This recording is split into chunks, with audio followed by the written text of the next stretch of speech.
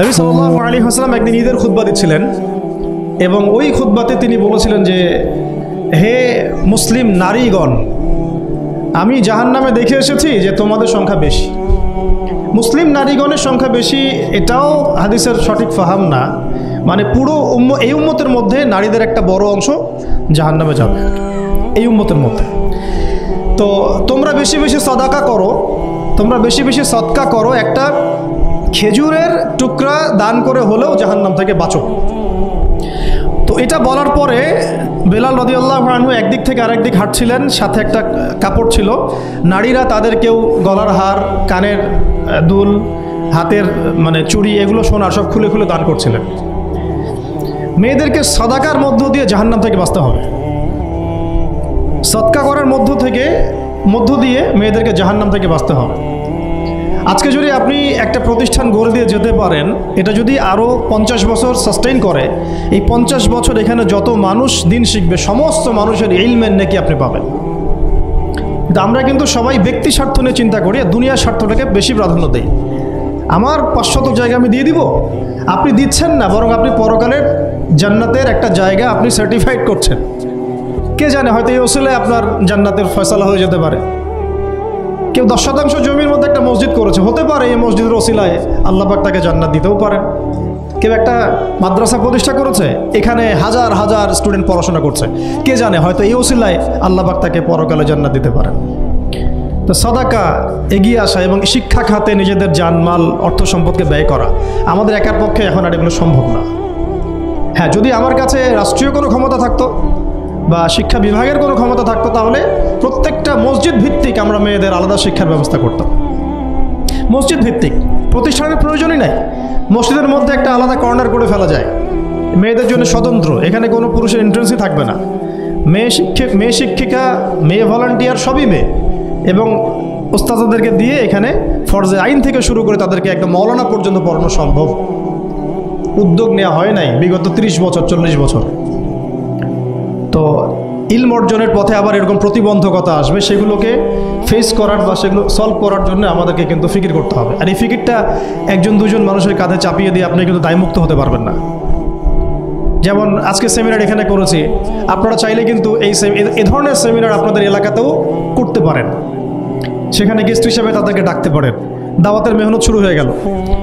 যদি বসে থাকেন যে প্রত্যেক 2 মাস পর পর ওস্তাদরা আয়োজন করবেন এবং আমরা যাব, তো এটা তো তখন এককেন্দ্রিক কাজ হয়ে গেল। তার রেজাল্টটা কিন্তু মানে সামান্য রেজাল্ট পাবেন আপনি, আর যদি সবাই হাত লাগান রেজাল্টটা বেশি হবে। তা আমি আপনাদেরকে উদ্বুদ্ধ করতে চাই যে দিনের পথে আপনারা দাওয়াতের মেহনতে নেমে আসেন, এমনকি দিন প্রতিষ্ঠার সংগ্রামে আমাদের পাশে দাঁড়ান। কিন্তু এর আগে যোগ্যতা অর্জন করেন, যোগ্যতাটা ইলমি যোগ্যতা। আল্লাহ পাক আপনাদেরকে বোঝার তৌফিক দান করে নেন। এটা 1 নম্বর। এবং ইলমের পথে প্রতিবন্ধকতার কথাগুলো বললাম, এগুলোকে ফেস করার এবং এগুলোকে যেন রিকভার করতে পারি আমরা, সেই তৌফিক আল্লাহ আমাদের জন্য সবাইকে দান করেন। তো একটা মানে খুশির সংবাদই বলবো আপনাদেরকে দিতে চাচ্ছি যে আমরা এই মিরপুর উত্তরার এই এলাকাটার মধ্যে আমরা চেষ্টা করছি যে অফলাইনে এরকম 2-1টা দিনই মার্কাজ প্রতিষ্ঠা করার, আপাতত ভাড়াতেই। এবং ইনশাআল্লাহ অল্প সময়ের মধ্যে আমরা ঢাকা শহরে, ইনশাআল্লাহ ঢাকা শহরে হোক অথবা ঢাকা শহরের একটু সাইডেই হোক, আমরা নিজস্ব জায়গা কিনে প্রতিষ্ঠান করে দেখাবো ইনশাআল্লাহ। এবং আমাদের পরিকল্পনা হচ্ছে একদম ফ্রম দ্য ভেরি বিগিনিং, এই নুরানি থেকে শুরু করে, প্লে গ্রুপ থেকে শুরু করে আস্তে আস্তে গ্র্যাজুয়ালি দাওরা হাদিস এবং মাস্টার্স পর্যন্ত নিয়ে যাওয়া, দুইটাই যেন থাকে। এবং আমার পরিকল্পনা হচ্ছে মাস্টার্সের পরে আমাদের ছেলেমেয়েরা যেন বড় বড় ফ্যাকাল্টিগুলোতে পড়াশোনা করতে পারে, ওই রাস্তাগুলো খুলে দেয়া। তো এই কাজগুলো আমার একার পক্ষে আসলে সম্ভব না। আপনারা যদি এগিয়ে আসেন সবাই, দিনী ভাইরা, দিনী বোনরা এবং আমাদের বিত্তশালী যারা আছেন, যাদেরকে আল্লাহ পাক সৎ হৃদয় দিয়েছেন এবং দান সৎকা করার মতো মানসিকতা দিয়েছেন, ইনশাআল্লাহ আসেন একসাথে হাত লাগে কিছু করি, আল্লাহ পাক করার তৌফিক দান করেন। আর এই দেশের এই সময়টা, দেশের চলমান এই সময়টা আমাদের জন্য দিনের কাজ করার একটা উর্বর সময়। এখন যদি আমরা এই বিষয়গুলো গুছিয়ে নিতে পারি, ইনশাআল্লাহ আগামী 10 বছর পরে ভালো ফলাফল পাবো ইনশাআল্লাহ। আমার মেয়ের বয়স আজকে থেকে 10 বছর পরে হবে 11 বছর। তো 11 বছর বয়সে আমি আয়েশাকে কোথায় দেখতে চাই, মারিয়ামকে কোথায় দেখতে চাই, ঠিক আছে, আমি আমার মেয়ে খাদিজাকে কোথায় দেখতে চাই, এটা আমাকে এখন থেকে ফিকির করতে হবে। রেডিমেড কিছুই পাবেন না, এই যুগ রেডিমেড আপনাকে কিছু দিবেই না। যদি মনে করেন একটা স্কুল প্রতিষ্ঠান চাচ্ছে রেডিমেড, যেখানে বাচ্চাকে ঢুকাবো ওকে আলেমা বানিয়ে বের করে দিবে, এমন কোনো প্রতিষ্ঠান আপনি পাবেন না। রেডিমেড কিছু হয় না, নিজের অনেক কন্ট্রিবিউশন লাগে এখানে। শুধু প্রতিষ্ঠান, শুধু কিতাব কখনোই একজন ব্যক্তির ভবিষ্যৎ গড়তে পারবে না। শুধু প্রতিষ্ঠান, শুধু কিতাব পারবে না। তো অনেক গভীরে চলে যাচ্ছি, মূল কথাটা আশা করি বোঝাতে পেরেছি। ইলম যেমন অর্জনও করতে হবে, ইলম মানুষের কাছে সহজলভ্য করার প্ল্যাটফর্মও তৈরি করতে হবে। আল্লাহ পাক আপনাদের সবাইকে এগিয়ে আসার তৌফিক দান করেন, আমিন। আসেন শুরু করি, আমরা শুরু করি ইনশাআল্লাহ। আল্লাহ পাকের কাছে তারাই বেশি মাকবুল, তারা বেশি সম্মানিত যারা প্রথমে শুরু করে। যদি আমরা এরকম 5টা প্রতিষ্ঠান করে ফেলি ঢাকায়, তখন দেখবেন দিনী বোনের অভাব নাই, অনেক হাজার হাজার বোন আসছেন সেমিনারে। কিন্তু তারা আসছেন কখন? যখন এটা রেডি হয়ে গেছে তখন। আর আপনারা এসেছেন কখন? যখন কিছুই ছিল না তখন। তো এটা লা ইয়াজতামিআন, এটা কখনো সমান হবে না। তো আল্লাহ পাক আমাদেরকে অগ্রজ হওয়ার তৌফিক দান করেন, আমিন। তো ইলমের সাথে 2 নম্বর যে পয়েন্টটা নোট আউট করবেন সেটা হচ্ছে বেশি বেশি আমল করা। আমলবিহীন ইলমের কোনো মূল্য নাই। আমলবিহীন ইলমের কোনো মূল্য নাই। এখন আমল করাটা কি খুব কঠিন? আমি আপনাদেরকে আমার ওস্তাদের একটা কথা বলি। আমার ওস্তাদ আমাদেরকে শিখিয়েছেন, বলেছেন যে আমল প্রতিদিন করা, অল্প হলেও প্রতিদিন করা। প্রতিদিন আপনি 10 পারা পড়তে পারবেন না হয়তো, ঠিক আছে 2 পৃষ্ঠা পড়েন। প্রতিদিন আপনি হয়তো 20টা হাদিস পড়তে পারবেন না, 2টা হাদিস পড়েন। প্রতিদিন হয়তো আমরা তাহাজ্জুদ, চাশত, আওয়াবিন, ফরজ, সুন্নাহ সব একসাথে হয় না, তাই না? তো ঠিক আছে, আপনি 8 রাকাত করে পড়তে পারছেন না, 2 করে না হয় পড়েন। 2 রাকাত তাহাজ্জুদ পড়েন, তাহাজ্জুদের হক আদায় হয়ে গেল। সকালে 2 রাকাত নামাজ পড়ে নেন, চাশতের হক আদায় হয়ে গেল। এইভাবেই মানে কথা হচ্ছে যে আমল করা, নিয়মিত করা, যদিও সেটা অল্প হয়, এটা কিন্তু কঠিন কিছু না। আল্লাহ পাক যার জন্য সহজ করে দেন তার জন্য সহজ। ওযু করে ওয়াশরুমে গিয়েছেন, ওযু করে ফেলেন, ওযু দিয়ে 2 রাকাত নামাজ পড়ে ফেলেন। চলতে ফিরতে, আপনারা তো ঘরের কাজে বেশি ব্যস্ত থাকেন, চলতে ফিরতেই সুবহানাল্লাহ, আলহামদুলিল্লাহ, লা ইলাহা ইল্লাল্লাহ, আল্লাহু আকবার পড়তে থাকেন, আস্তাগফিরুল্লাহ ওয়া আতুবু ইলাইহি পড়তে থাকেন, দরুদ শরীফ পড়তে থাকেন। এমন না যে ঘটা করে সবসময় আমলে বসতে হবে, এটা জরুরি না। প্রতিটা কাজের সাথে আমল আছে। তো সবচেয়ে ইম্পর্টেন্ট আমলগুলো হচ্ছে নামাজ, ফরজ নামাজটুকু, এর সাথে আমি বলবো কোরআন তেলাওয়াত, তাহাজ্জুদ, এর সাথে বলবো যে আদব রক্ষা করা, আখলাক ঠিক রাখা। আদব রক্ষা করা, আখলাক ঠিক রাখা। একজন মহিলার এক্সাম্পল দিব, বেসিক্যালি এটা 2 জন মহিলার এক্সাম্পল, তো আমি একজনের কথা বলছি। একজন সাহাবী এসে নবী সাল্লাল্লাহু আলাইহি ওয়াসাল্লামকে বলেছিলেন যে আমাদের বাসার পাশে একজন মহিলা আছে, প্রচুর ইবাদত করে, কোনো নামাজ মিস নাই, কোনো নফল রোজা মিস নাই, খুবই পরেজগার, খুবই মুত্তাকি, খুবই উঁচু লেভেলের মুত্তাকি একজন মহিলা বলে মনে হয় আমাদের কাছে। কিন্তু তিনি তার প্রতিবেশীর সাথে ঝগড়া করেন। তিনি তার প্রতিবেশীর সাথে ঝগড়া করেন এবং বাজে ল্যাঙ্গুয়েজ ইউজ করেন। নবী সাল্লাল্লাহু আলাইহি ওয়াসাল্লাম বলেছেন যে তিনি জাহান্নামী, নাউযুবিল্লাহ। আরেকজন মহিলা সম্পর্কে বক্তব্য এসেছিল, আরেকজন সাহাবী বলেছেন যে আমাদের বাসার পাশে একজন মহিলা আছে, তেমন কোনো নামাজ, খুব বেশি ইবাদত করেন না, কিন্তু তার আখলাক, চরিত্র খুব নরম, কোমল। নবী সাল্লাল্লাহু আলাইহি ওয়াসাল্লাম বলেছেন তিনি জান্নাতি। তাহলে আমরা এই হাদিসটা থেকে বুঝতে পারছি যে আমলের মূলনীতিটা আসলে কি। আমল মানে এই না যে একেবারে সবসময় আমাকে নামাজ, রোজা, হজ জায়গাতেই ফোকাস করতে হবে। আমার আদাব ও মুআশারাটাও অনেক বড় ব্যাপার, চলাফেরা, ওঠা বসা, আমাদের ডিলিংসগুলো। তো এখানে আমি একটু বলবো আপনাদেরকে, কারণ এই যুগটা তো অনলাইনের যুগ, মিডিয়া দ্বারা প্রভাবিত হওয়ার যুগ। বিভিন্ন সিরিয়ালস আমাদের মাথায় এখনও বসে আছে, দেখেছি জীবনে আমরা অনেক সময় কেউ না কেউ। তো এইগুলো আমার মাথায় কিন্তু ইম্প্যাক্ট ফেলে, এইগুলো আমাদের মাথায় ইম্প্যাক্ট ফেলেছে। সমাজ ব্যবস্থা আমাদের মাথায় ইম্প্যাক্ট ফেলেছে, যে পরিবেশে আমরা পড়াশোনা করেছি ওই পরিবেশটা আমার উপর ইম্প্যাক্ট ফেলেছে। সব মিলে আমাদের মাথাটা এখন পুরো দূষিত, আমাদের মাথাটা কিন্তু পুরাই দূষিত, কলবটা আরও দূষিত। তো এইখানে যে বিষয়গুলো ফোকাস করা দরকার, যে পিতা মাতার সাথে একদম কোমল হয়ে যান, ছেড়ে দেন, নিজের অধিকারে না আসলেও ছেড়ে দেন, পিতা মাতার সাথে কোমল হয়ে যান। পিতা এবং মাতা আপনার জান্নাত জাহান্নামের মাধ্যম। যদি স্বামী থেকে থাকে, স্বামীর প্রতি নরম হয়ে যান, তাকে ছাড় দেওয়া শিখেন। সবচেয়ে বড় কথা, তাকে মহব্বত করা তো অবশ্যই জরুরি, মহব্বতের চাইতেও বেশি জরুরি স্বামীকে বিশ্বাস করা এবং তাকে সম্মান করা। এমন কোনো কথা এবং কাজ না করা যেটা স্বামীর গায়রত বা ব্যক্তিত্বে আঘাত করে। আমি পয়েন্টটা হয়তো বোঝাতে সক্ষম হয়েছি। ভালোবাসা অনেক গুরুত্বপূর্ণ বিষয়, ঠিক আছে, কিন্তু ভালোবাসা শুধুমাত্র একমাত্র গুরুত্বপূর্ণ বিষয় নয়। আরও গুরুত্বপূর্ণ বিষয় হচ্ছে বিশ্বাস, সম্মান এবং আনুগত্য। বিশ্বাস, সম্মান এবং আনুগত্য। এখন বলতে পারেন যে আমার স্বামী আমাকে অন্যায় কাজে আদেশ করলে কি আমি আনুগত্য করব? কখনোই না।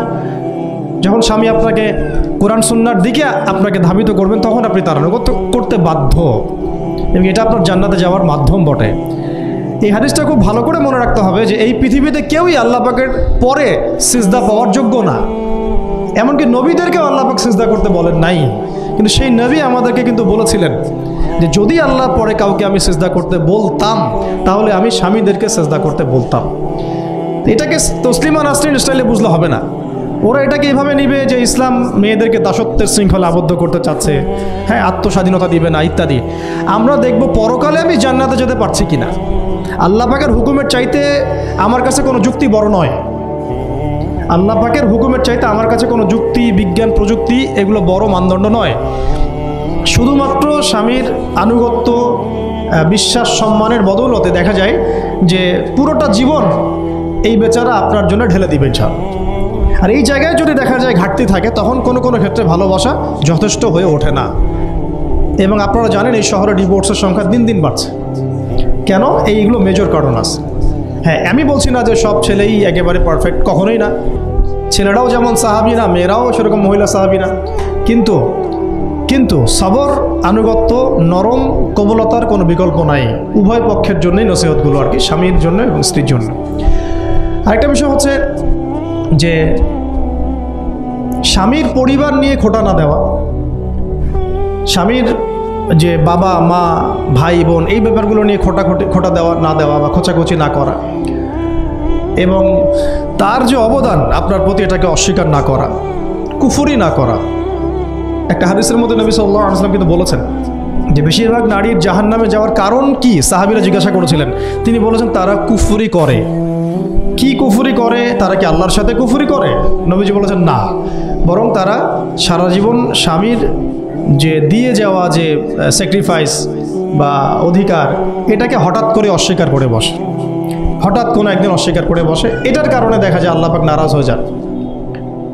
আল্লাহ রাব্বুল আলামিন তো একজন ব্যভিচারী নারীকেও জান্নাত দিয়েছেন মাত্র কুকুরকে পানি পান করানোর কারণে। আবার একজন নারীকে বিড়াল বেঁধে রেখে কষ্ট দেওয়ার কারণে জাহান্নামে দিয়েছেন। তো জবান এমনই একটা কঠিন জিনিস, যেটাকে নিয়ন্ত্রণে না রাখলে আমাদের জন্য ক্ষতি হবে। আল্লাহ পাক আমাকে আপনাদের সবাইকে জবান হেফাজতে রাখার তৌফিক দান করে না। আর কিছু বিষয় হচ্ছে, কিছু শাসন সমাজে থাকে, মানে পরিবারের মধ্যে থাকে। এই শাসনগুলো কখনোই মেয়েদেরকে বিপথে নিয়ে যাওয়ার জন্য নয়, বরং যে আপনাকে মহব্বত করবে সেই আপনাকে শাসন করবে। যে আপনাকে মহব্বত করে সেই কিন্তু আপনাকে শাসন করবে। যার আপনার ব্যাপারে কোনো কেয়ার নাই সে কিন্তু আপনাকে শাসন করতে আসবে না। আপনি কোথায় যান তার তো কোনো যায় আসবে না। আর যে আপনাকে চাইবে, জোর করে টেনে নিয়ে আসতে চাইবে জান্নাতের পথে, সে কিন্তু আপনার উপর মাঝে মাঝে শাসন করতে পারে। ওই অধিকারটুকু দিতে হবে। আর আমাদের মেয়েদেরকে ওই মেজাজেও তৈরি করতে হবে। তো পারিবারিক বিষয়গুলোর ক্ষেত্রে আসছিলাম, এটা একটু পরে আবার আসতেছি ইনশাআল্লাহ, যে ইলমের সাথে আমলটা খুব জরুরি। এবং আমলের ক্ষেত্রে শুধু নামাজ, রোজা, হজ, যাকাত এটাকে আমি মিন করছি না।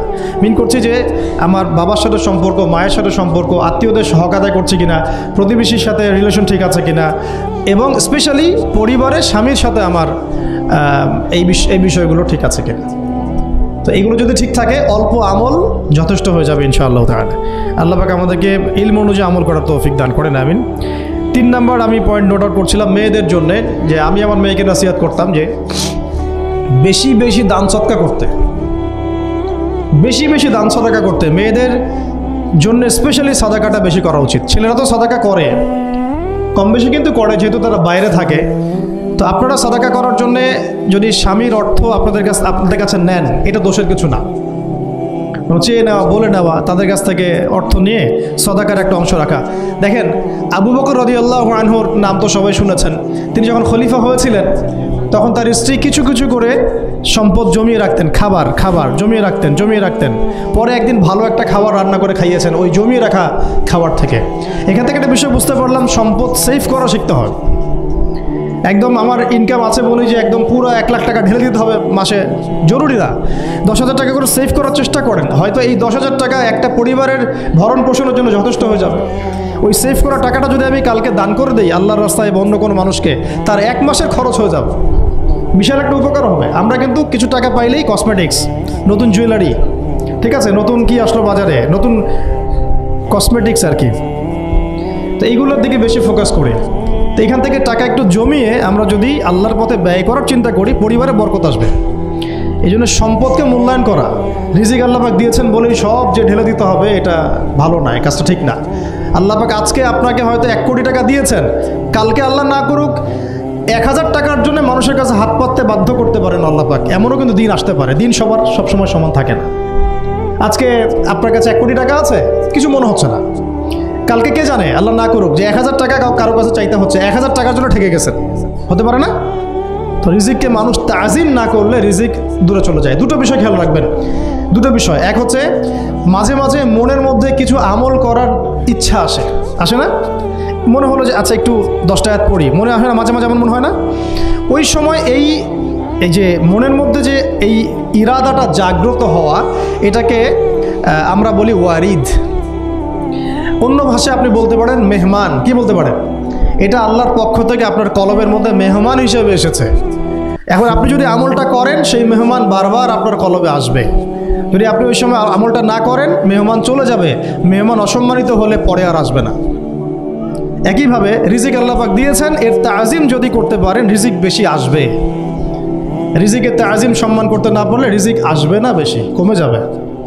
উসমান রাদিয়াল্লাহু আনহু সবচেয়ে ধনী ছিলেন না? কেন জানেন? কেন?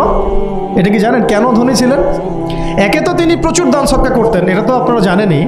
আরেকটা জিনিস অনেকে জানে না, তিনি উটের পিঠে বসেছিলেন, কিছু একটা খাচ্ছিলেন, এই 2-1টা দানা পড়ে গেছে নিচে, উটের পিঠ থেকে নেমেছেন, নেমে সেই দানা উঠিয়েছেন, পরিষ্কার করেছেন, ধুয়েছেন, আবার খেয়েছেন। তার এই 2-4টা দানার কোনো কিন্তু মানে পরোয়া না করলেও চলে, তার প্রচুর অর্থ সম্পদ আছে। এত অর্থ সম্পদ যে তাবুক যুদ্ধের দিন 30,000 সেনাবাহিনীর দায়িত্ব নিয়েছেন। 30,000 সেনাবাহিনীর দায়িত্ব নিয়েছেন। সেনাবাহিনী যাবে, থাকবে, খাবে, তাঁবু টাঙাবে, সব দায়িত্ব তার। 30,000 সেনাবাহিনীর দায়িত্ব নেওয়া কি চারটাখানি কথা? তো এই সাহাবী এই কয়েকটা খাবারের দানা উঠিয়ে খেলেন। নবী সাল্লাল্লাহু আলাইহি ওয়াসাল্লাম বলেছিলেন যে তোমাকে আল্লাহ পাক রিজিক বাড়িয়ে দিবেন না কেন? তুমি রিজিকের যে তাজিম, যে সম্মান তুমি করো, এর বদৌলতে আল্লাহ পাক তোমাকে বেহিসাব রিজিক দিবেন। দুইটা বিষয় খেয়াল রাখবো। আমলের মেহমান হৃদয়ের মধ্যে আসলে তাকে ফিরায় না দেওয়া, তাহলে সেই মেহমান কিন্তু আর আসবে না। মেহমানকে মূল্যায়ন করলে মেহমান বারবার আসবেন। আর রিজিকের তাজিম না করলে রিজিক কিন্তু আপনার ঘরে বেশি বেশি আসবে না। এমনি তো হারামের যুগ, এমনি সুদের যুগ, এমনি ঘুষের যুগ। অলমোস্ট এভরি ফ্যামিলি সুদখোর এখন, অলমোস্ট এভরি ফ্যামিলি। মেয়ের স্পেশালি যারা শাশুড়ি টাইপের, আপনারা মাইন্ড করেন না, তাদের সাইকোলজি যে এতই নিচে নেমে গেছে এখন যে আমার মেয়ে জাহান্নামে যায় যাক, হ্যাঁ আমার মেয়ে জাহান্নামে যায় যাক, সমস্যা নাই, দুনিয়াতে সে যেন ভালো থাকে। এটা কেন বললাম? একটা সুদখোরের ঘরে তুলে দিতে সে দ্বিধাবোধ করতেছে না, একটা দুর্নীতিবাজের ঘরে তুলে দিতে দ্বিধাবোধ করতেছে না, একটা ঘুষখোরের ঘরে তুলতে দ্বিধাবোধ করতেছে না, হ্যাঁ একটা মানে কি বলবো মাদকসেবী, ড্রাগ এডিক্টেড বা এই যে আর কি বলবো ফাসেক জালেম, এই ধরনের ঘরে উঠাই দিতেও সে দ্বিধাবোধ করছে না। 5তলা বাড়ি চাই আমার, আর কি আমার মেয়ে 5তলা বাড়ি থেকে সুখে থাকবে। এই যে সুখের ডেফিনেশন এখানে দিয়েছেন আপনারা। এই জন্য কত হাজার হাজার মেয়ের জীবন নষ্ট করে দিয়েছেন আপনারা। আমার কথা মাইন্ড করে না, হাজার হাজার মেয়ের জীবন মায়েরা নষ্ট করে দিয়েছে, শুধুমাত্র মেয়েদের দুনিয়াবি সুখ এর সংজ্ঞাটা বুঝতে ভুল করার কারণে। এর নাম যদি সুখী হইতো তাহলে অমুসলিমরা সুখী না কেন? পশ্চিমারা সুখী না কেন? ওরা আত্মহত্যা করে কেন? এইভাবে মেয়েদের জীবন নষ্ট করেছেন। অথচ অল্প যদি হালাল রিজিকও হতো, আল্লাহ পাক তাকে বরকত দিতেন, সুখে থাকতো। তা আল্লাহ পাক আপনাদেরকে রিজিকের মূল্য বোঝার, তাজিম করার তৌফিক দান করেন, আমিন। তো অনেক ভিতরে চলে যাচ্ছে আমি, সময় আমাদের হাতে আরও শর্ট হয়ে আসতেছে। তো এখানে একটা কথা বলে দিব যে রিজিকের প্রসঙ্গ যেহেতু আসছে, যে হালাল খেতে হবে আমাদেরকে, হারামের দ্বারস্থ হওয়া যাবে না। আপনার স্বামী যদি হারাম খায়, আপনি স্বামীকে বুঝান, তাকে ওই চাকরি ছেড়ে দিতে আপনি উৎসাহিত করেন। আমি আপনাদেরকে একটা অনেস্টির সাথে একটা কথা বলি, যত এই যে প্রশাসনে যত ঘুষখোর আছে, ঠিক আছে, যত দুর্নীতিবাজ আছে, যত মাদকসেবী আছে, মাদকের ব্যবসায়ী আছে, যত সুদখোর আছে, এরা সবাই কেন এই খারাপ কাজগুলো করে জানেন? তার স্ত্রীকে ভালো রাখার জন্যে, তার মাকে ভালো রাখার জন্যে, তার সন্তানদেরকে ভালো রাখার জন্য।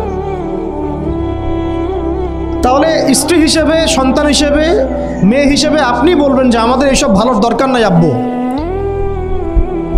হে আমার প্রিয় স্বামী, আমার এসব ভালোর দরকার নাই, হে আমার ছেলে, আমার এসব ভালোর দরকার নাই, তুই হালাল পথে থাক, ওইখানে তুই আমাকে ডাল ভাত খাওয়া, আমি খুশি আছি। এইভাবে আপনারা তাদেরকে মোটিভেট করেন, দেখবেন সমাজে হারাম কমে গেছে ইনশাআল্লাহ। আর হারাম খাওয়া এই ছেলে মেয়েগুলোও কিন্তু মানুষ হবে না। হারাম খাওয়াতে ছেলে মেয়েগুলো রক্ত মাংস করে উঠছে, এরাও কিন্তু মানুষ হবে না। আল্লাহ পাক আমাদেরকে হালাল খাওয়ার তৌফিক দান করেন, এবং হালালের জন্য আপনাদের ভূমিকা অনেক বেশি। আমরা উত্তরবঙ্গ সহ দেশের বিভিন্ন জায়গায় সফর করে যেটা দেখেছি, যত সুদী এনজিও আছে না, এনজিওগুলোর মধ্যে মহিলাদের নামই বেশি, জানেন? মহিলাদের নাম বেশি সুদী এনজিওতে। তো এই দাওয়াতগুলো আমরা মা বোনদেরকে দিতে চাই যে কোন অবস্থাতে যেন হারাম রিজিকের দিকে আপনারা না ধাবিত হন, এবং রিজিকে তাজিম করেন, পরিবারের মধ্যে হৃদ্যতা ভালোবাসা বজায় রাখেন, একে অপরকে বিশ্বাস, সম্মান এবং শ্রদ্ধা করেন। ইনশাআল্লাহ তাআলা আপনাদের পরিবারও সুখী হবে, রিজিকও সুন্দর হবে, এবং রিজিকে বরকত হবে ইনশাআল্লাহ। এরপরে আমি আর দু একটা পয়েন্ট নোট করেছি, বলে শেষ করে দিচ্ছি যে এটা স্পেশালি আমি আমাদের ওইসব দিনই বোনদেরকে বলতে চাচ্ছি যে বোনেরা এখনও বিয়ে শাদী করেন নাই। সেটা হচ্ছে যে বিয়ে করার আগেই দিনের বেসিক লেখাপড়া শেষ করেন। এত পাগল হওয়ার দরকার নেই। আগে চরিত্র হেফাজত হচ্ছে না, রোজা রাখেন, ঠিক আছে? দিনই পড়াশোনা আগে শেষ না করে বিয়ে করতে যায় না।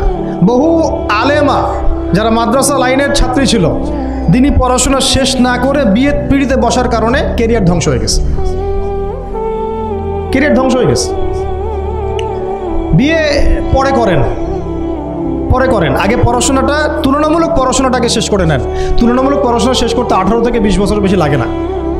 যদি আপনি শুরু থেকে শুরু করেন, একদম 18 থেকে 20 বছর হতে হতে আপনার পড়াশোনা মোটামুটি শেষ হয়ে যাবে। আর যে সাবজেক্টগুলো বললাম আমি, ওইগুলোই বেসিক পড়াশোনা। এখন এটা হয়তো সবার ভাগ্যে নসিব নাও হতে পারে, সেক্ষেত্রে বিকল্প অপশন আমরা যাব, কিন্তু আগে মূলনীতি হচ্ছে একটা লেভেল পর্যন্ত পড়াশোনা করার পরেই বিয়ে করেন। কারণ বিয়ের পরে আপনার যত রেসপন্সিবিলিটি আসবে, এটা তখন পড়াশোনা মেনটেন করা এতটাও সহজ না, প্রায় অসম্ভবের পর্যায়ে পড়ে যায় আর কি। আর দু একটা বাচ্চা কাচ্চা হয়ে গেলে তো তখন আর কোনো কথাই নাই। তাহলে আপনারা কি আমাদেরকে আয়েশা রাদিয়াল্লাহু আনহার মতো একটা প্রজন্ম দিতে পারবেন না? যদি এটা আপনাদের উদ্দেশ্য হয়, সেক্ষেত্রে কি পড়াশোনা শুরু থেকে করা উচিত না? এখন এই সুযোগটা আমাদের সব বোনদের সামনে হয়তো থাকে না, এই জন্য আমরা বললাম যে বিকল্প অপশনগুলোতে আপনারা দিন শেখার চেষ্টা করেন। আর এরপরে যখন বিয়ে করবেন, পড়াশোনা মোটামুটি শেষ হয়েছে, বিয়ে করবেন, এখন 18-20 বছর বয়স হয়ে গেছে, এখন আল্লাহর ওয়াস্তে দুনিয়াবি বিষয়কে সর্বোচ্চ অগ্রাধিকার দিয়েন না। আজীবন পস্তাবেন, এবং একবার পস্তানো শুরু করলে এই পস্তানো আজীবনও শেষ হবে। তখন মেইল করে, মেসেজ করে লাভ হবে না, কারণ আপনি বিয়ের আগে দিনকে প্রাধান্য দেন নাই, বরং দুনিয়াকে প্রাধান্য দিয়েছিলেন। আপনি বিয়ের আগে দিনকে প্রাধান্য দেন নাই, বরং দুনিয়াকে প্রাধান্য দিয়েছেন। যখন আপনি সবসময় পরকালকে, আল্লাহকে, তার রাসূলকে প্রাধান্য দিবেন, দিনকে প্রাধান্য দিবেন, দুনিয়া আল্লাহই গুছিয়ে দিবেন। আর যখন আপনি দুনিয়াকে সর্বোচ্চ অগ্রাধিকার দিবেন, দিন আপনার কাছ থেকে দূরে সরে যাবে। দিনের একটা গায়রত আছে, একটা ব্যক্তিত্ব, দিনের একটা স্বতন্ত্র গায়রত আছে, সে সবার কাছে ধরা দেয় না। যেটাকে মূল্যায়ন করে তার কাছেই দিন আসে, যেটাকে মূল্যায়ন করে না তার কাছে দিন আসে না। তো দিনদার ছেলেকে প্রাধান্য না দিয়ে বিয়ে করতে যায় না, জীবনটা ধ্বংস হয়ে যাবে। হ্যাঁ, আমি বলছি না দিনদার ছেলে মাদ্রাসাতেই থাকে না, ইঞ্জিনিয়ার লাইনেও থাকতে পারে, ডক্টরও হতে পারে, ইঞ্জিনিয়ারও হতে পারে, কিন্তু এটা বাহ্যিকভাবে এটাকে জাস্টিফাই করাটাও ডিফিকাল্ট। কিছু ক্রাইটেরিয়া দেখে আপনি একটু আন্দাজ করতে পারেন, পুরোপুরি হয়তো কখনোই বুঝতে পারবেন না। সেটা হচ্ছে দিনের প্রতি তার ফিকির কেমন, দিন নিয়ে তার কাজ কেমন, তার লাইফস্টাইল কেমন, তার পরিবার কেমন, কোন পরিবেশে সে বড় হয়ে উঠেছে, তার একাডেমিক্যাল সার্টিফিকেট কেমন, তারপরে তার দাওয়াতের মেহনতে অ্যাক্টিভিটিস আছে কি না, বা ব্যবসা হালাল কিনা, বা চাকরির হালাল কিনা, নামাজ ঠিক আছে কিনা, তার মধ্যে সুন্নাহ আছে কিনা, এগুলো কিছু কিছু বাহ্যিক সাইন যেগুলো দেখে আমরা একটা আইডিয়া নিতে পারি। তারপরে বলবো যে এখানে 100% আপনি এনশিওর হতে পারবেন না, ওইটা আল্লাহ পাকের হাতে। তো ওইটাও যদি এনশিওর করতে চান তাহলে কি করতে হবে? তাহলে নিজেকে দিনদার হতে হবে। আমি নিজে যদি ভালো দিনদার হই তাহলে ইনশাআল্লাহ আল্লাহ পাক আমাকে দিনদার স্ত্রী দিবেন। নিজে দিনদার না, তাহলে কি রেডিমেড দিনদার ছেলে আসবে? কখনই আসবে না। দোয়া করতে হবে রব্বানা হাব লানা মিন আজওয়াজিনা ওয়া যুররিয়াতিনা কুররাতা আয়ুন ওয়াজআলনা লিল মুত্তাকিনা ইমামা। দোয়া করতে হবে যে রব্বি হাবলি মিনাস সালিহিন, রব্বি হাবলি মিন লাদুনকা যুররিয়াতান তাইয়্যিবা ইন্নাকা সামিউদ দুআ। এই বিষয়গুলো থেকে খেয়াল রাখবেন। আর শরীয়তের মেজাজ মাথায় রাখা। শরীয়তের মেজাজের কথাটা আজকে এই জন্য বলছি যে আমরা আমাদের দেশে যে প্রবলেমটা দেখি, ইসলামের পূর্ণাঙ্গ বিষয়গুলো মানুষ মাথায় রাখতে চায় না। ইসলামে যেমন নামাজ, রোজা, হজ, যাকাত আছে, ইসলামে কিন্তু দাওয়াত, তাবলিগ, জিহাদও আছে, তাই না? ইসলামে কিন্তু শরিয়া আইনও আছে, হুদুদ, কিসাস আছে, ইত্যাদি আছে। আমাদের সমাজে দেখেন নামাজ শব্দ পরিচিত কিন্তু কিসাস শব্দ পরিচিত না। কিসাস মানে কয়জন জানেন যে কিসাস শব্দ অর্থ কি? অনেকেই জানে না। কিন্তু কিসাস একটা কোরআনের একটা ফান্ডামেন্টাল বিধান যে কেউ যদি আপনার চুরি করে হাত কেটে ফেলতে হয়, কেউ যদি ব্যভিচার করে বেত্রাঘাত করতে হয়, বিবাহিত হলে রজম করতে হয়, কেউ যদি মোরতাদ হয় তারও মৃত্যুদণ্ড শাস্তি আছে, কেউ শাতেমে রাসূলকে গালি দিয়েছে তারও মৃত্যুদণ্ড আছে। এরকম অনেক বিধান আছে, হুদুদ এবং কিসাস আছে। হত্যার বদলে হত্যা, চোখের বদলে চোখ, জানের বদলে জান। আমাদের সমাজে এগুলো পরিচিত না। নামাজ পরিচিত কিন্তু তাসবিহ তাহলিল পরিচিত, ঠিক আছে? এরকমই সমাজেও বহু বিবাহ এটা অপরিচিত।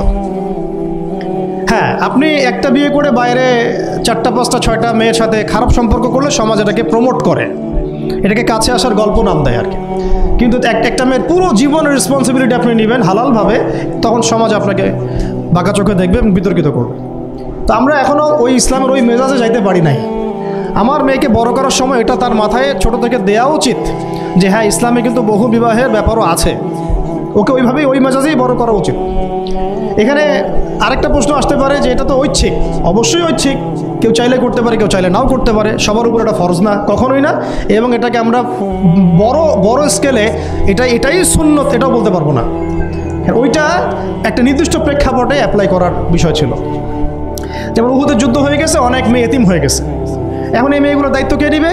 বহু বিবাহের ব্যাপারটাতে আসলো তখন সূরা নিসার আয়াত যে তোমরা এখন পছন্দ হলে মাসনা সুলাসা রুবা করতে পারো। এটা কাউকে ফরজ করা হয় নাই, কারোর উপরে ফরজ করা হয় নাই। যার সামর্থ্য আছে তোমরা করতে পারো, খালাস। ওই মেয়েগুলোর দায়িত্ব নিয়ে নেওয়া হলো রাষ্ট্রীয়ভাবে, এবং তারা সম্ভ্রম পেলো, সম্মান পেলো, গার্ডিয়ানশিপ পেলো, তাদের সমস্ত অধিকার ফিরে পেলো। এটা ইসলামের একটা বিধান আছে। একেবারে এটাকে বাদ দিয়ে এটাকে অস্বীকার করা, কুফরি করলে কিন্তু কোরআনের সাথে আপনার কুফরি হয়ে যাবে। আপনার নিজস্ব রুচিবোধ থাকতে পারে যে আমি এটাকে পছন্দ করি না, সেটা আপনার ডিসিশন, এটা কোনো সমস্যার কিছু নেই। এমনকি ইসলাম আপনাদেরকে বলেছে যে মেয়ের অনুমতি ছাড়া তাকে বিয়েও দেওয়া যাবে না। সবার নিজস্ব জায়গা থাকতে পারে, কিন্তু ইসলামের প্রত্যেকটা বিধানকে মাথায় রাখা যে এটা ইসলামের একটা অংশ। না হলে আমরা অনেক সামাজিক সমস্যার সমাধান দিতে পারবো না। বাংলাদেশে এখন 6 লক্ষ মেয়ে আছে যারা এতিম, অবিবাহিতা, বিধবা, আরও বেশি। আমরা রাষ্ট্রীয়ভাবে তাদের কোনো ব্যবস্থা করতে পারবো না, সম্ভব না। তো এইখানে মেয়েদেরকে, যেহেতু মেয়েদের মধ্যে আমি কথাগুলো বলছি, এই জন্য আমি এই কথাটা টাচ করলাম যে ইসলামের পূর্ণাঙ্গ বিষয়গুলো আমাদের মাথার মধ্যে রাখা, যে আমাদের যেন এমন কোনো বিষয়কে অস্বীকার করে না বসি যেটা আবার আমাকে ইমান থেকে বের করে দিবে। আমার নিজের আমল না হতে পারে, আমি নিজে সেটা পছন্দ না করতে পারি, বা আমার মতামত থাকতে পারে, সেটা আলাদা ইস্যুস। কিন্তু ইসলামের বিধানগুলোকে আমরা কোনোভাবে যেন ডিনাই করতে না যাই, এটা আমাদের মাথায় রাখতে হবে। আর এটা সমাজের কল্যাণের জন্যই আল্লাহ রাব্বুল আলামিনের পক্ষ থেকে একটা এখতিয়ার দেওয়া হয়েছে। আর দুটা বিষয় বলে শেষ করে দিচ্ছি, সেটা হচ্ছে ওই যে ইলমের কথা বলেছিলাম শুরুতে, এর সাথে আমি আমার ব্যক্তিগত জীবন থেকে বলছি আর 3টা জিনিস ইলমের সাথে খুব বেশি কানেক্টেড, এটা মাথায় রাখবেন। একটা হচ্ছে আদব। একটা কি? আদব। আদব রক্ষা করতে না পারলে ইলম অর্জন করতে পারবেন না। তাই আদব রক্ষা করার জন্য আমাদেরকে ওই জেনারেল লাইনে পড়াশোনার মেজাজটা ত্যাগ করে আসতে হবে। আমরা ওইখানে যে মেজাজে পড়াশোনা করি, ওই মেজাজটা আমাদেরকে একটু কর্পোরেট হতে শেখায়। মানে আমি বেতন দিয়েছি 500 টাকা, আমি 500 টাকার ক্লাস পাইলাম না কেন, তাই না? মেজাজটা এরকম আর কি। অথচ এখানে ওস্তাদের দোয়া নেওয়ার জন্য আমাদেরকে সিরিয়ালে দাঁড়িয়ে থাকতে হবে। এটা হচ্ছে এই প্ল্যাটফর্ম, এটা হচ্ছে ওই অন্য জায়গা। এখানে একজন নবী হয়েও মুসা আলাইহিস সালাম যুগের পর যুগ হাঁটছেন এমন একজন ব্যক্তির সাক্ষাতের জন্য যিনি তার চেয়ে বেশি জ্ঞানী। তার নাম খিদর আলাইহিস সালাম, যিনি তাকে সাথে নিতে চাচ্ছেন না। তিনি বলছেন যে ইন্নাকা লান তাস্তাতিআ মাইয়া সাবরা, তুমি তো আমার সাথে ধৈর্য ধরতে পারবে না। কিন্তু মুসা আলাইহিস সালাম তারপরও চললেন, বারবার প্রশ্ন করলেন, কিন্তু শেষ পর্যন্ত সম্পর্ক কিন্তু ছেদ হয়ে গেল। মনে আছে কি হাদিস সূরা কাহফের কথা বলছে। তো এটা হচ্ছে এই ইলমের জায়গাটা এমন একটা ইলমের জায়গা যেখানে আদব রক্ষা না করলে ইলম পাওয়া যাবে না।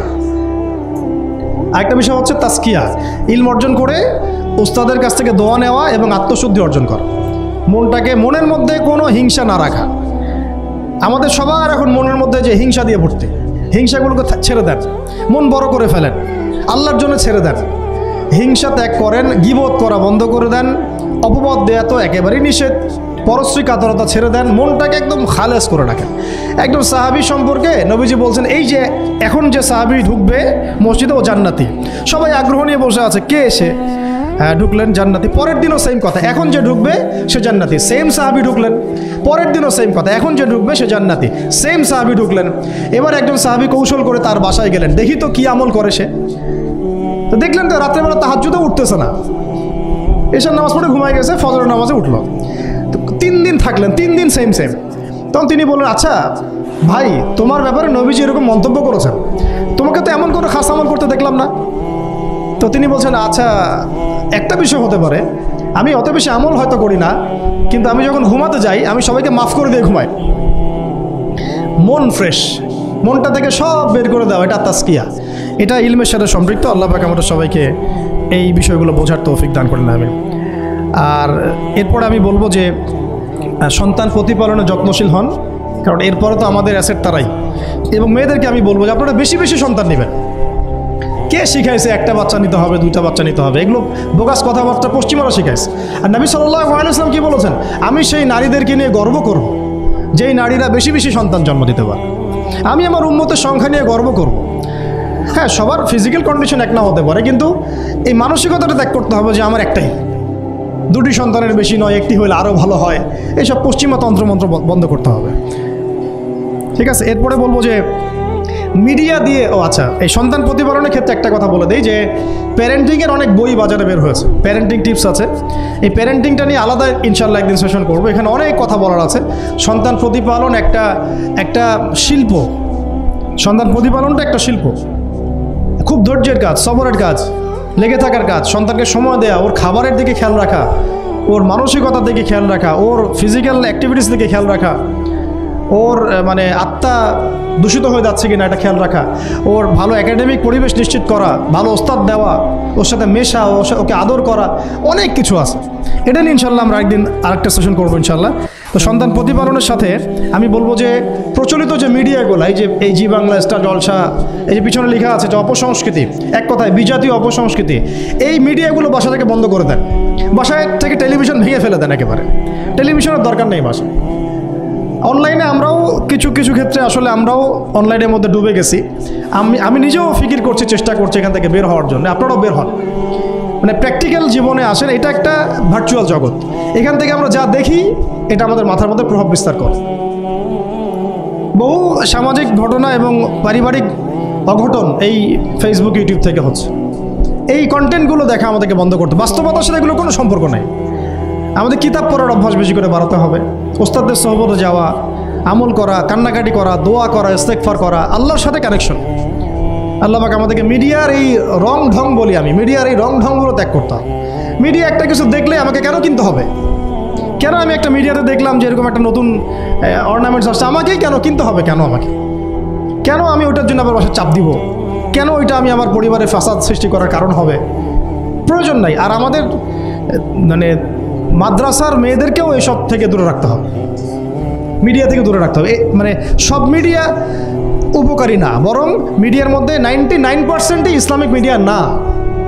যদি এটা হতো যে সব এর মধ্যে অ্যাটলিস্ট 10% ইসলামিক মিডিয়া, তাহলে বলতাম ওগুলো অ্যাটলিস্ট দেখেন। কিন্তু এখানে কিন্তু সেই সুযোগটাও পাচ্ছেন না। খুব কম মিডিয়া আমাদেরকে প্রকৃত বিষয়টা শেখায় এবং সত্যের কাছাকাছি নিয়ে আসে। বেশিরভাগ মিডিয়াই প্রতারণাপূর্ণ এবং কর্পোরেট সেকশন, এগুলো থেকে আল্লাহ পাক আমাদেরকে দূরে থাকার তৌফিক দান করেন। এবং এই কালচারগুলো ছেড়ে দেন। হিন্দুদের কালচারের সাথে আমাদের কী সম্পর্ক? আমরা মুসলিম আমরা মুহাম্মদ সাল্লাল্লাহু আলাইহি ওয়াসাল্লামের উম্মাহ। আমাদের সাথে মুশরিকদের কি সম্পর্ক? আমাদের সাথে ইহুদিদের কি সম্পর্ক? আমাদের সাথে খ্রিস্টানদের কি সম্পর্ক থাকতে পারে? আমরা কেন ওদের সংস্কৃতি গ্রহণ করব?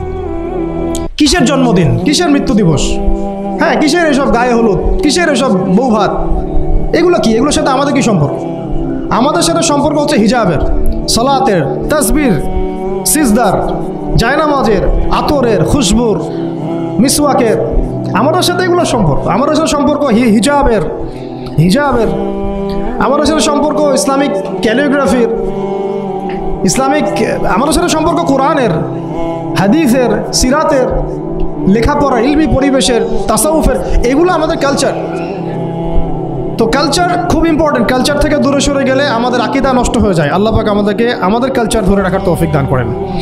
আর দুটো কথা হচ্ছে, হিজাবে কঠিন হন, হিজাব একটু কঠোর হয়ে যান। এটা নিয়ে হয়তো আলোচনা শুনেছেন আপনারা, আমি জানি না পয়েন্টটা এসেছিল কিনা। তো হিজাবে আরও অনেক কঠিন হতে হবে আমাদেরকে, আস্তে আস্তে আরও। একবারে তো হয়তো আপনারা সব কিছু শক্ত করে ধরতে পারবেন না, অ্যাটলিস্ট আপনার ধারাবাহিকতা বজায় রাখা। হিজাবে অনেক কঠিন হওয়ার চেষ্টা করি।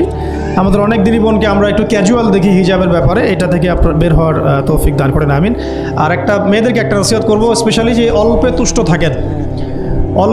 থাকেন, ইনশাল্লাহ জীবনে সুখী হয়ে যাবেন ইনশাআল্লাহ। আর শেষ কথা হচ্ছে, আলেমা হওয়ার চেষ্টা করেন, দায়ী হওয়ার চেষ্টা করেন, এবং মেয়েদের মধ্যে ব্যাপক দাওয়াতি কাজ করার চেষ্টা করেন। এইটা জীবনের লক্ষ্য উদ্দেশ্য বানায় নেন ইনশাল্লাহ। আপনার জীবনের লক্ষ্য যদি এমনই হয়, দেখবেন এমনই জীবন সঙ্গিনী আপনি পেয়েছেন যার জীবনের লক্ষ্যও সেম, তখন দুজনে মিলে আপনি কাজ করতে পারবেন ইনশাল্লাহ। আমাদের এখন প্রচুর আলেমা দরকার, আমাদের প্রচুর দায়ী বোন দরকার, আমাদের মুআল্লিমা শিক্ষিকা বোন দরকার, ঠিক আছে? আমাদের প্রত্যেকটা ডিপার্টমেন্টে এরকম যোগ্যতা সম্পন্ন দিনী বোনদেরকে দরকার।